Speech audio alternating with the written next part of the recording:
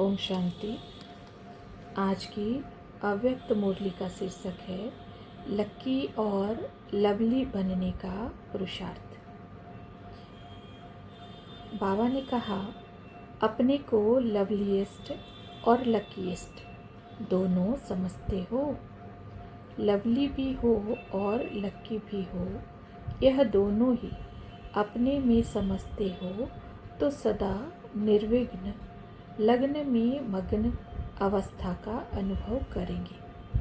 अगर सिर्फ लकी हैं लेकिन लवली नहीं है तो भी सदा लगन में मग्न रहेंगे, लेकिन निर्विघ्न अवस्था का अनुभव नहीं करेंगे। और सिर्फ लवली हैं, लकी नहीं है तो भी जो अवस्था सुनाई उसका अनुभव नहीं कर पाएंगे। इसलिए दोनों ही आवश्यकता है। लवली और लकी दोनों की प्राप्ति के लिए मुख्य 3 बातें आवश्यक है। अगर वह तीनों बातें अपने में अनुभव करेंगे तो लकी और लवली जरूर होंगे। वह 3 बातें कौन सी हैं जिससे सहज ही यह दोनों स्थिति अनुभव कर सकते हो। लक को बनाया भी जा सकता है, वह बना हुआ होता है। अपने को लकी बना सकते हो, वह पहले से जो लकी बने हुए हैं वही बन सकते हैं। अपनी लक बनाई जा सकती है, वह बनी हुई के ऊपर चलना होता है। तकदीर को चेंज कर सकते हो व नहीं। अनलकी से लकी बन सकते हो। लक बनाने के लिए पुरुषार्थ की मार्जिन है। हाँ, तकदीर जगाकर आए हो व तकदीर जगाने के लिए आए हो। तकदीर जो जगी हुई है वह साथ ले आए हो ना, फिर क्या बनाएंगे। तकदीर जो जगाकर आए हैं उस अनुसार ही बाप के बने, लेकिन बाप के बनने में ही तकदीर की बात है ना। तकदीर बनाकर भी आए हैं और बना भी सकते हैं। ऐसे जब कोई बात पर ज़्यादा पुरुषार्थ कर लेते हो तो अपने अंदर से कब संकल्प आता है कि मेरी तकदीर में तो यही देखने में आता है। पुरुषार्थ के बाद भी सफलता नहीं होती है तो समझते हो ना, तकदीर में यह ऐसा है। सफलता ना मिलने का कारण क्या है। अपनी रीति से पुरुषार्थ किया फिर भी सफलता नहीं मिलती तो फिर क्या कहते हो, ड्रामा में ऐसा ही है। तो ड्रामा का बना हुआ लक ही ले आए हो ना। पुरुषार्थी को कभी भी यह समझना नहीं चाहिए कि मेरे पुरुषार्थ करने के बाद कोई असफलता भी हो सकती है। सदैव ऐसा ही समझना चाहिए कि पुरुषार्थ जो किया वह कभी भी व्यर्थ नहीं जा सकता। अगर सही प्रकार से पुरुषार्थ किया तो उसकी सफलता अब नहीं तो कब मिलनी जरूर है। असफलता का रूप देखकर समझना है कि यह परीक्षा है। इससे पार होने के बाद परिपक्वता आने वाली है। तो वह असफलता नहीं है, लेकिन अपने पुरुषार्थ के फाउंडेशन को पक्का करने का एक साधन है। कभी भी कोई चीज़ को मजबूत करना होता है तो पहले उसके फाउंडेशन को ठोका जाता है। ठोक ठोक कर पक्का किया जाता है। वह ठोकना ही परिपक्वता का साधन है। तो कभी अपने व्यक्तिगत पुरुषार्थ में व संगठन के संपर्क में व ईश्वरीय सेवा में तीनों प्रकार के पुरुषार्थ में बाहर का रूप असफलता का दिखाई भी दे तो ऐसे ही समझना चाहिए कि ये असफलता नहीं लेकिन परिपक्वता का साधन है। जैसे सुनाया था कि तूफान को तूफान ना समझकर एक तोहफा समझना चाहिए। नैया में झोंके आते हैं, लेकिन वह आगे बढ़ाने का एक साधन है। इसी प्रकार असफलता में सफलता समाई हुई है, यह समझकर आगे बढ़ना चाहिए। असफलता शब्द ही बुद्धि में नहीं आना चाहिए, अगर पुरुषार्थ सही है तो। अच्छा, सुना रहे थे कि लकी और लवली बनने के लिए 3 बातें आवश्यक हैं। वह कौन सी? पहले सोचो, लक कैसे बन सकता है। अपने को ही देख लो कि हम लकी लवली हैं। अपने लक को क्यों नहीं जगा सकते हो? उसका मूल कारण नॉलेजफुल नहीं हो। नॉलेजफुल में सभी प्रकार की नॉलेज आ जाती है। जितना जो नॉलेजफुल होगा उतना लकी जरूर होगा, क्योंकि नॉलेज की लाइट और माइट से आदि मध्य अंत को जानकर जो भी पुरुषार्थ करेगा उसमें उनको सफलता अवश्य प्राप्त होगी। सफलता प्राप्त होना यह एक लक की निशानी है। यह तो वह नॉलेजफुल होगा, अर्थात फुल नॉलेज होगी। फुल में अगर कोई भी कमी है तो लकीएस्ट में भी नंबरवार है। नॉलेजफुल है तो लकीएस्ट भी नंबरवार होगा, नंबर 1 होगा। कर्म की भी नॉलेज होती है और अपनी रचयिता और रचना की भी नॉलेज होती है। चाहे परिवार, चाहे ज्ञानी आत्माओं के संपर्क में कैसे आना चाहिए उसकी भी नॉलेज होती है। नॉलेज सिर्फ रचयिता और रचना की नहीं, लेकिन नॉलेजफुल अर्थात हर संकल्प और हर शब्द, हर कर्म में ज्ञान स्वरूप होगा, उनको ही नॉलेजफुल कहते हैं। दूसरी बात, जितना नॉलेजफुल होगा उतना ही केयरफुल भी होगा। जितना केयरफुल होगा उतना ही उसकी निशानी चेयरफुल होगा। अगर कोई केयरफुल नहीं है तो लवली नहीं लगेगा।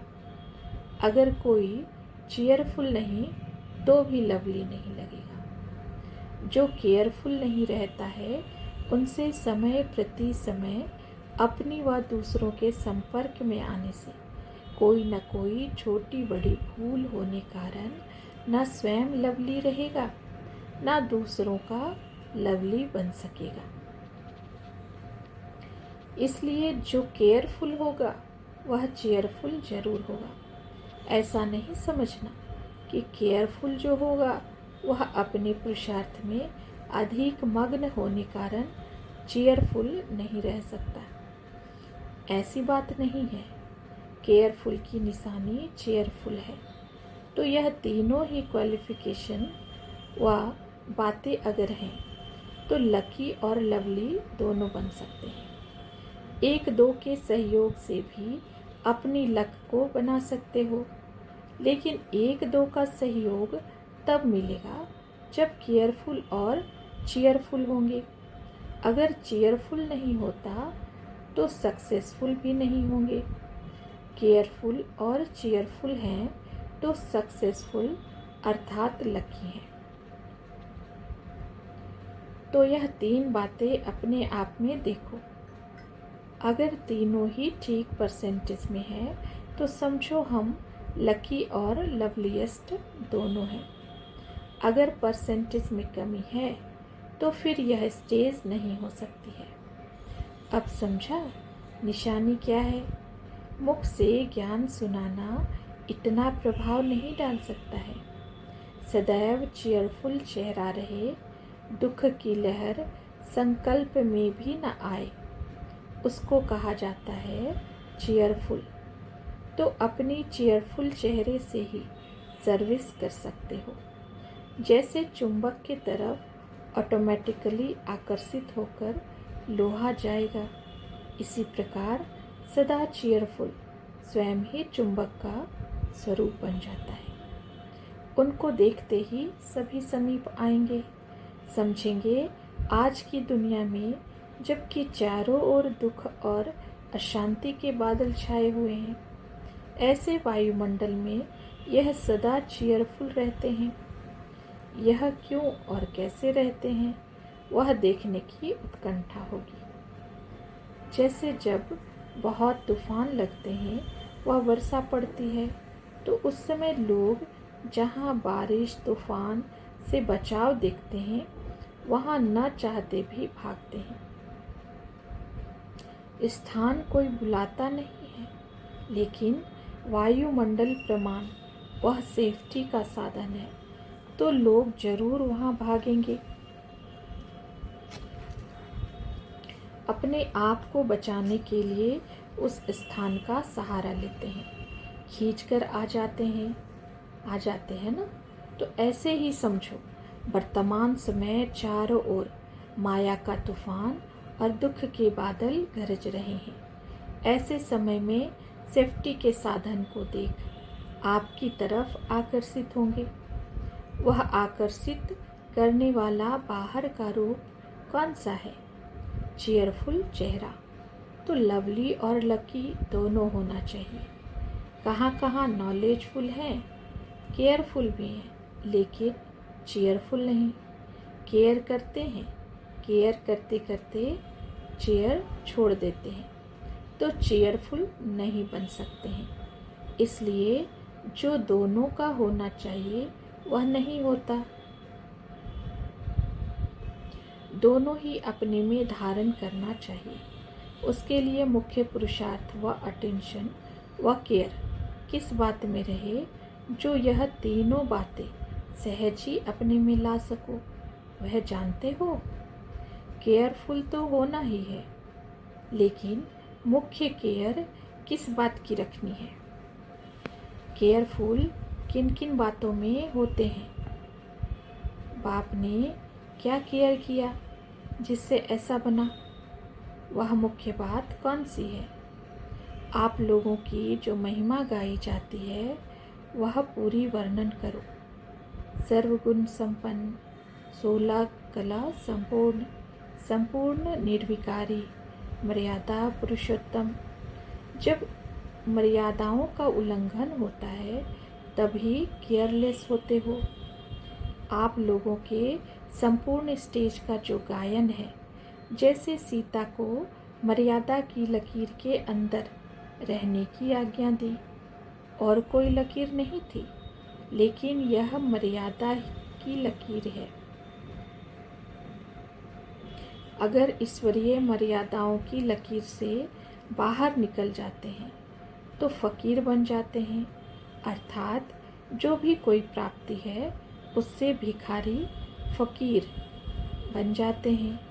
फिर चिल्लाते हैं, जैसे फकीर चिल्लाते हैं, दो पैसा दे दो, कपड़ा दे दो। ऐसे ही जो मर्यादा की लकीर का उल्लंघन करते हैं, उनकी स्थिति फकीर के समान बन जाती है। वह कहेंगे कृपा करो, आशीर्वाद करो, सहयोग दो, स्नेह दो, तो गोया फकीर हो गए ना। लेकिन मेरा अधिकार है, उनको कहेंगे बालक और मालिकपन। अधीन होकर मांगना, फिर कोई भी चीज़ मांगने वाले को फकीर ही कहा जाता है। तो यह जो मर्यादाओं की लकीर है, उससे अगर बाहर निकलते हो तो फकीर बन जाते हो, फिर मदद लेनी पड़ती है। वैसे तो जो भी बाप के बच्चे बने हैं, तो लकी भी हैं, लवली भी हैं। वह स्वयं ईश्वरीय कार्य में मददगार हैं, ना कि मदद लेने वाले हैं। आप लोगों का मददगार बनने का चित्र भी है, मदद मांगने का नहीं है। भक्तों का चित्र मांगने का ही होता है। बालक सो मालिक जो हैं, वह सदैव मददगार है। जो स्वयं ही मददगार है, वह मदद मांग नहीं सकते। वह देने वाले हैं, ना कि लेने वाले। दाता कब लेता नहीं है, दाता देने वाला होता है। तो अपने आप को एक ही बाप अर्थात राम की सच्ची सीता समझकर सदा मर्यादाओं की लकीर के अंदर रहे, अर्थात यह केयर करे तो केयरफुल रहेंगे। केयरफुल से ऑटोमेटिकली चेयरफुल बनेंगे। तो वह मर्यादाएं क्या क्या हैं, वह सभी बुद्धि में रहनी चाहिए। सवेरे से रात तक कौन सी मर्यादाएं किस किस कर्म में रखनी है, वह सभी नॉलेज स्पष्ट होनी चाहिए। अगर नॉलेज नहीं तो केयरफुल भी नहीं हो सकते। तो सीता समझ करके इस लकीर के अंदर रहो, अर्थात जो केयरफुल होगा, मर्यादाओं की लकीर के अंदर रहेगा, वही पुरुषोत्तम बन सकता है। कब देखो चेयरफुल नहीं रहते हैं तो अवश्य कोई मर्यादा का उल्लंघन किया है। मर्यादा संकल्प के लिए भी है, व्यर्थ संकल्प भी नहीं करना है। अगर इस लकीर से बाहर व्यर्थ संकल्प विकल्प उत्पन्न होते हैं तो मानो संकल्प में मर्यादाओं का उल्लंघन किया, तब चेयरफुल नहीं है। ऐसे ही मुख से क्या बोलना है और किस स्थिति में स्थित होकर मुख से बोलना है, यह है मर्यादा वाणी के लिए। अगर वाणी में भी कोई उल्लंघन होता है तो चेयरफुल नहीं रहते। अपने व्यर्थ संकल्प विकल्प ही अपने को चेयरफुल स्टेज से गिरा देते हैं, क्योंकि मर्यादा का उल्लंघन किया। अगर मर्यादा की लकीर के अंदर सदा अपने को रखो तो यह रावण अर्थात माया अथवा विघ्न इसी मर्यादा की लकीर के अंदर आने की हिम्मत नहीं रख सकते। कोई भी विघ्न अथवा तूफान, परेशानी व उदासी आती है तो समझना चाहिए कहाँ न कहाँ मर्यादाओं की लकीर से अपनी बुद्धि रूपी पाँव को निकाला है। जैसे सीता ने पाँव निकाला, बुद्धि भी पाँव है जिससे यात्रा करते हो। तो बुद्धि रूपी पाँव जरा भी मर्यादाओं की लकीर से बाहर निकालते हो, तब यह सभी बातें आती हैं। और क्या बना देती हैं? बाप के लकी और लवली को फ़कीर बना देती हैं। फ़कीर बनने की निशानी, एक तो आत्माओं से बाप से सहारा मांगेंगे। अपना खजाना जो शक्तियां हैं वह खत्म हो जाएंगी। कहावत है लकीर के फ़कीर। तो ऐसा जो फ़कीर बनता है वह लकीर के भी फ़कीर होते हैं। वह शक्तिशाली स्टेज खत्म हो जाती है। भले ज्ञान बोलता रहेगा, पुरुषार्थ करता रहेगा, परंतु लकीर के फ़कीर के समान अपनी प्राप्ति का नशा व शक्ति जो होनी चाहिए वह नहीं रहेगी। भक्ति मार्ग में भी लकीर के फ़कीर होते हैं ना। तो ऐसे मर्यादाओं के लकीर को उल्लंघन करने वाले दोनों प्रकार के फ़कीर बन जाते हैं। इसलिए कभी फ़कीर नहीं बनना। इस समय जो विश्व के बादशाह बनेंगे उनके भी बादशाह हो। जैसे राजाओं का राजा कहा जाता है, वह तो विश्व के राजा जब बनेंगे उस समय की स्टेज को राजाओं का राजा कहा जाता है। लेकिन इस समय ब्राह्मणपन की जो स्टेज है वह डायरेक्ट बाप द्वारा नॉलेजफुल बनने की स्टेज ऊंच है। तो ऐसे स्टेज को छोड़कर फ़कीर बनना शोभता तो नहीं है ना। इसलिए हर संकल्प और कर्म में यह चेक करो, अर्थात केयर करो, बाहर तो नहीं निकलते। ऐसे अपने को मर्यादा पुरुषोत्तम बनाओ। ऐसे मर्यादा पुरुषोत्तम बनने के तीव्र पुरुषार्थी नॉलेजफुल, केयरफुल और चेयरफुल श्रेष्ठ आत्माओं को नमस्ते। अच्छा, ओम शांति।